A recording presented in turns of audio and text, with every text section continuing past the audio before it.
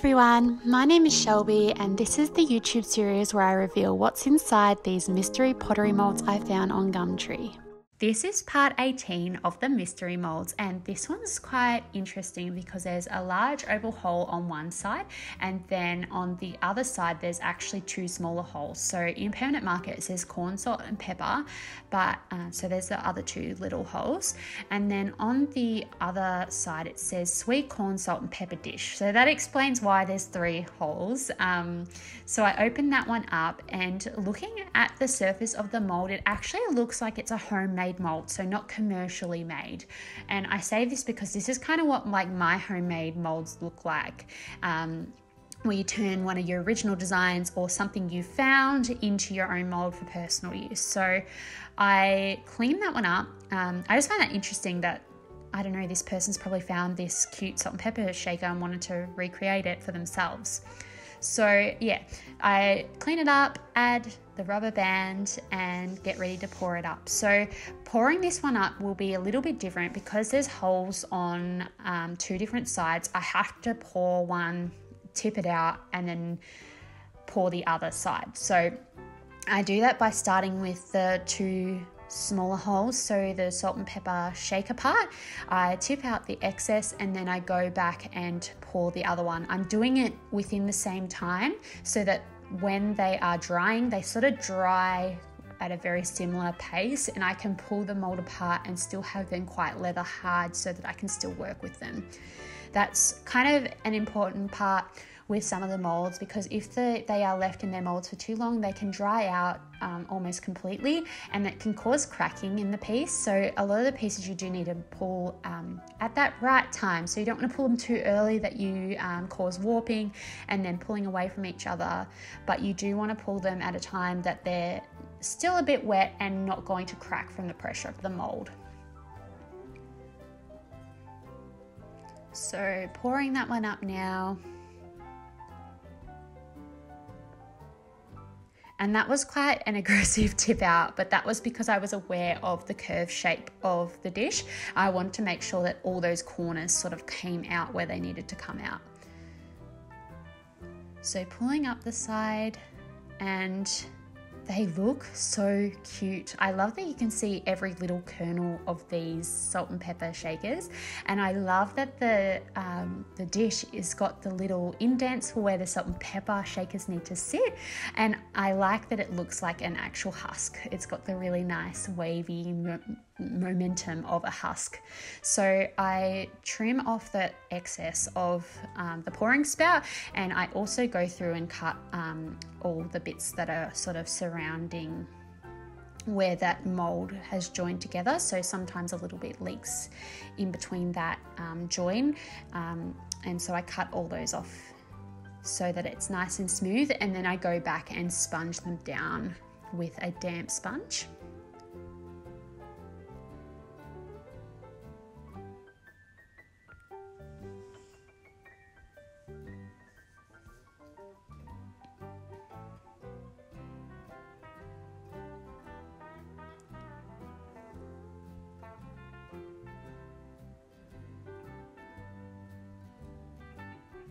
So as I was cleaning these up, I noticed that because this was a good indication that it was homemade, was that the holes were very asymmetrical on the bases, and it made it really hard to make a consistent hole in the base. So I'm going to really struggle to find something that fits in them. So I tried to use a hole cutter to get that nice and even on both, but it was actually really difficult. So I'm thinking that these are more going to be collector's pieces for that point. Yeah, so we'll just see. With these ones, last time when I did salt and pepper shakers, they were the mushroom ones, I had a lot of issues with the holes in the top. So I'm going to sort of test a few different ideas and ways of combating the issues with the holes. So what happened was they were glazing over, or I couldn't get the glaze out. I wanted to glaze on the inside, but by doing that, I was sealing the holes from the inside out. So I've tried a few different size holes to see how they go. But with the painting part, I decided that I wanted to keep them underglazed, so I go in with a light wash green on the dishes, and then I'm doing sets to match, so I'm making sure that the corns match with their dish. So most of this video for the moment will be me painting, so I'll zip it in a minute, but what I did with the corns was I went in with like a yellow sweet corn look and then added like an orangey yellow underglaze over, like doing that dry brushing technique that I've decided I love, to add sort of like this melted butter look to the corn.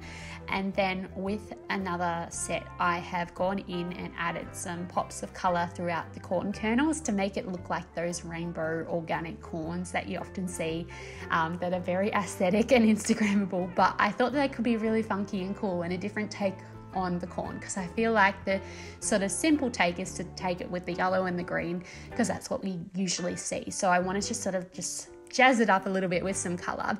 So enjoy me painting for a little bit, and I'll tune back in when it's time to glaze and whatnot.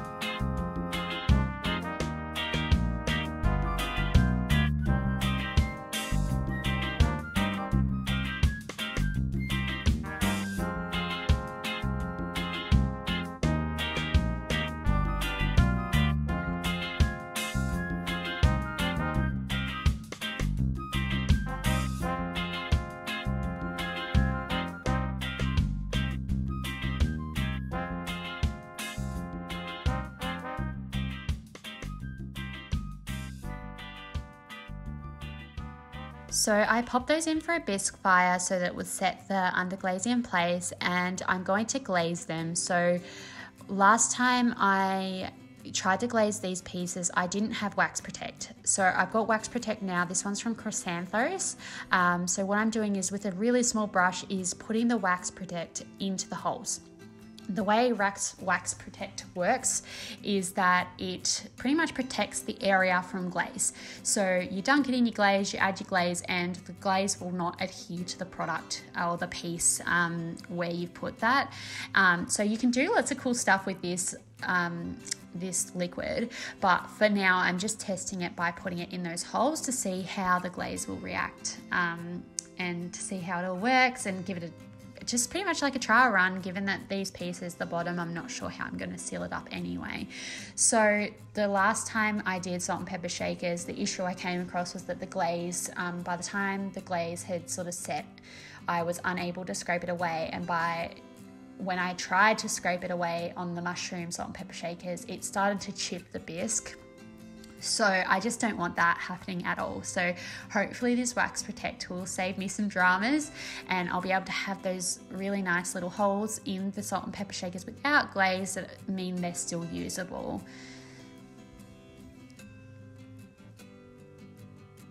So in the glaze goes into the corn, and I pour it in and just do like a rotation to make sure that it's nice and glazed and covered all inside. And then I go back through the corn later and sponge down all those drips, and then I dip them in.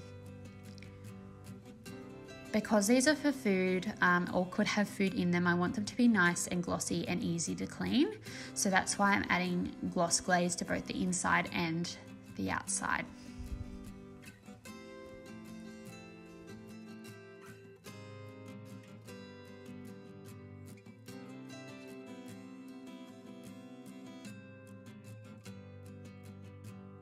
With the matching dish, I just go in and brush the glaze on instead, just because it was easier that way.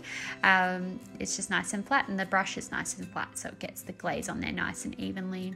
So I pop them through the kiln. The kiln firings usually take about 12 hours or 12 to 14 hours, and then it takes another 12 hours for them to cool. So pottery literally doesn't happen straight away. You've got to be so patient, and the kiln firing can really determine how the pieces look as well. So here is a real time of me actually opening the kiln, and real big happy dancers. I really love how they turned out. I'll unpack the kiln for you and give you a look, see if the finished result.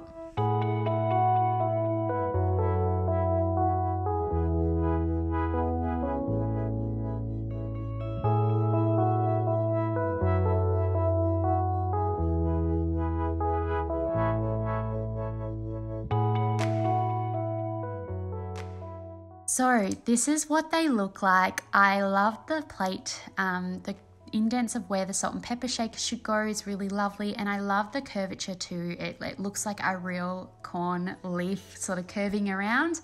And as for the yellow set, I absolutely love how that orange has really complemented and highlighted the corn kernels. I feel like if it was just yellow on its own, it would be sort of kind of flat, but the orange has sort of added some depth to the texture, and it also looks really delicious, like butter has just been drizzled all over them. So I really enjoy looking at these. I also love the green has highlighted the flow of the husk, where the clear glaze has kind of covered that a little bit. As for the rainbow corns, I love the color palette. I think these look so retro and funky. It's got such an autumn fall vibe.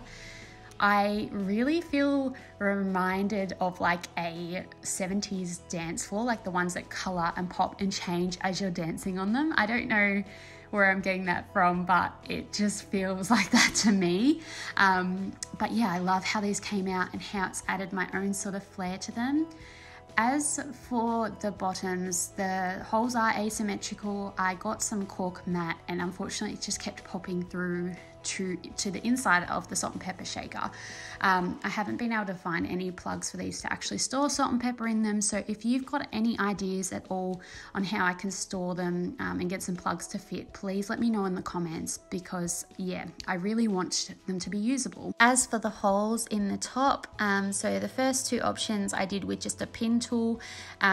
They have glazed over a little bit, but they're actually pretty good, and I kind of like that only a little bit of salt and pepper will come out of them, but I do think they need to be a little bit bigger. You can kind of see the light shining through the holes that didn't glaze over. The next option was doing a set with 2 holes and 3 holes. So you need a different amount of holes to indicate whether it's salt and pepper, but with the third hole it did glaze over. I'm not sure why, because they were the same size, and I did check them, so I don't know where that extra glaze has come from, but they worked pretty well. But my favorite is actually the 1 hole and 2 hole option, just because it's easier, it's less hole cutting, it's less wax protecting, but overall they actually end up the best out of all of the hole options. This is them all together. They are so fun, so quirky, so much color. I really like them. They've got such a really lovely vintage finish, and I just got to figure out how to put those corks or to sort out the cork situation, and they will be perfect. So I packed them up and took them out to Pick Your Own Sunflowers one last time, just to enjoy the sunflowers, but also because Pick Your Own Sunflowers actually has a Pick Your Own Corn section, which is part of the farm as well. So they haven't been quite ready each time I've gone. They weren't ready in this footage, but they were still beautiful. It was actually so amazing seeing something you've created with your own hands match up so perfectly to something that's so gobsmackingly beautiful in real life. So trying to film holding the corns, I put them on my fingers. I thought it was really funny that I had corn fingers, and had a really good laugh, but then was able to actually enjoy the farm this time, because I knew it was going to be one of the last times I was going to be going out before it was the end of the season. So whilst we were out there, the farm owner needed some help getting the tractor moved to a better position where the sunflowers were still in bloom.